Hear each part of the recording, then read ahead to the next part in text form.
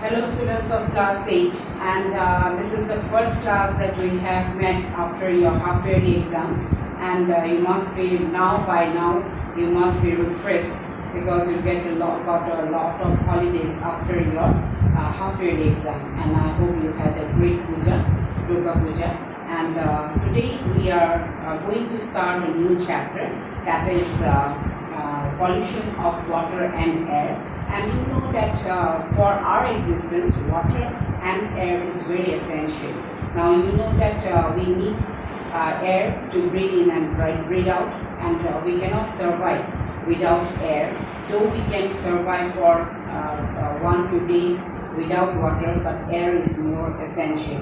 So we have to be concerned about the pollution pollution of water and air, because if we are not concerned about the pollution of water and air, then what will happen? It will actually it will create a problem for the existence of the living organism, not only the human beings but also the living organism like plants, like animals, right? So that is why we have to be concerned, and we should. It is also our responsibility to actually preserve the atmosphere, or preserve save water. Now you must have seen that the level of the water has gone down. You have seen that even the amount of rain in that we receive per year has also decreased, and also the temperature has actually melted the ice in the polar region, and that actually is harmful for us. And moreover, like what happens, the amount of water over there, it leads to the flood.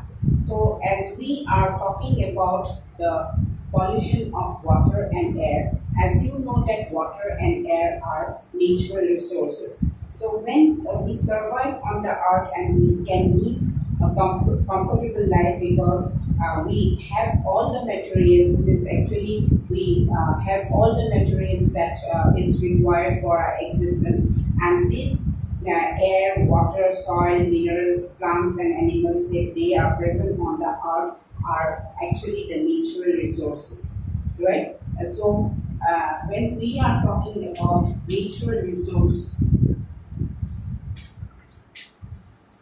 that means the resource which we get from the nature. So when we are talking about the resource that we get from the nature, what are the examples? That is air, water, then what? Even the solar power or solar energy, right? Which we get from the sun. Then also we are having that minerals, then plants, minerals, rocks, then soil. These are all natural resources, and these natural resources are actually very important for the survival of the living organism, may it be the plants, animals, human beings, right? And then these natural resources like water, then plants and animals, they are replenished naturally in a short time, and then they are known as renewable resource.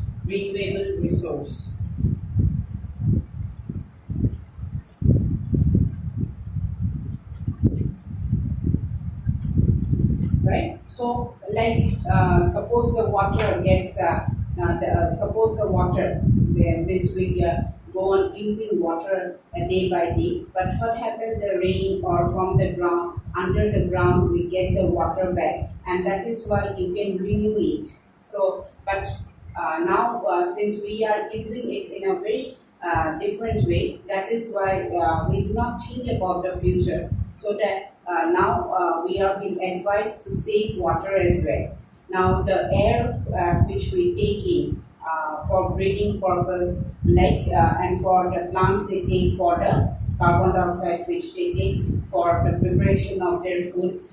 So what happens here is that even since we are burning burning wood, we are cutting down trees, so that has led to the amount of pollution inside the earth. So that is why though we tell that air, water is renewable, but still then we have to be concerned about its proper use, right? And then there are other resources like minerals, like petroleum, coal, right? So those minerals are not renewable, so they cannot be replenished very easily. So they are known as non-renewable resource. And these several renewable resources like groundwater, then they are used at a faster rate than they are being replenished, and this leads to the depletion.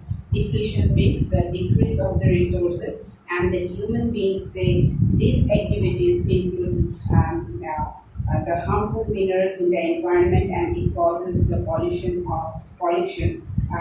in the air, and that is why we are concerned about the pollution of water and air.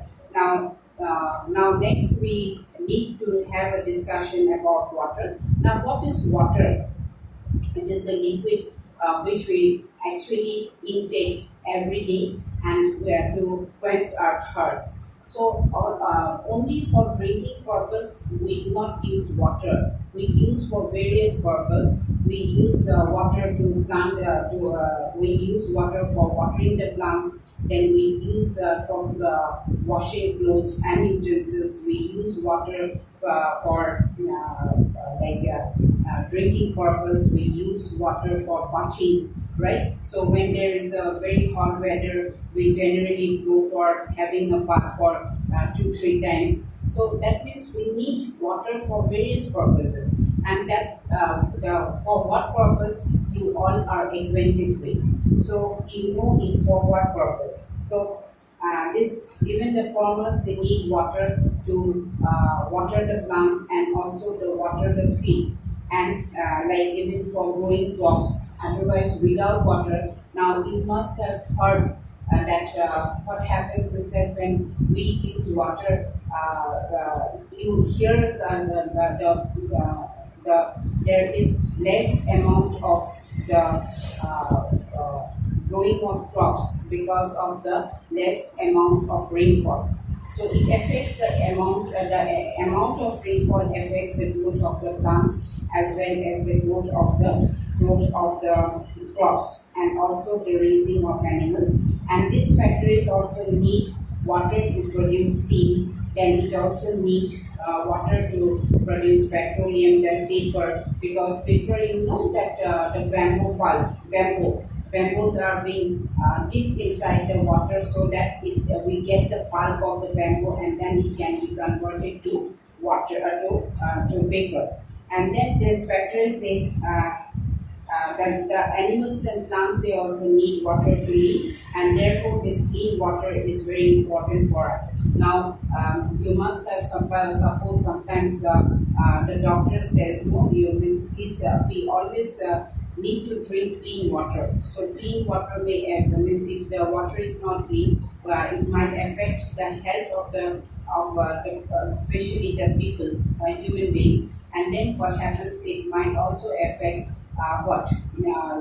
some diarrhea, might be cholera, diarrhea, so typhoid. These are generally affected by water which is not clean. Then and when we are using water, especially the human beings, it is going up day by day, right? So because the population of human beings have also increased, and then we are using it in a different ways. Like factories also use water to make steel, then paper, then petrol, and then we need water to drink. We need water, and of course we waste water also. Now, when we are watering the plants, why do we need to take separate water to water the plants? What we can do is that the water that we use to wash our clothes, that we can collect it, and then we can what we can do, we can use it to water the plants. We can use it to wash our vehicles. So that way we can save water. So the consumption of water by human beings, because the amount of water that is being used up is not replenished so easily, because the rainfall in the atmosphere has decreased considerably. Before, the amount of rain that we used to get, actually what happens, it has not means the amount has increased a lot. So this consumption has increased, and this is because the population of human beings has increased considerably, and because when the number means population has increased, naturally our we need to satisfy our demands. The demands have also increased, and the technology has also increased. So that is why the amount of consumption of water has also increased, because of the various industrial purpose, like paper production, then the cloth being dyed, then the tanning of leather. They also use a large amount of water. So we have also learned that water is renewable. As I told you, that water is a renewable resource. So when we are talking about renewable resource, this is that can be recycled naturally in the environment by the water cycle. Like suppose the sun rays fall, you know what is water cycle? The sun rays falls over the water, it gets evaporated, and then it rises up, and then when it gets mixed up with the means it rises up to a higher temperature, higher altitude. Then what happens? The temperature cools down, and it gets condensed, and it falls down as rain. So that is known as water cycle. So I like to and this the oceans, they have large amount of water, but we cannot use it directly, because as you know, it contains a huge amount of salt. So I will stop here, and in the next class, of course, I think it will be the offline class, and we will meet there, and then we will have a direct interaction. Till that time, do have a good time ahead. Thank you very much.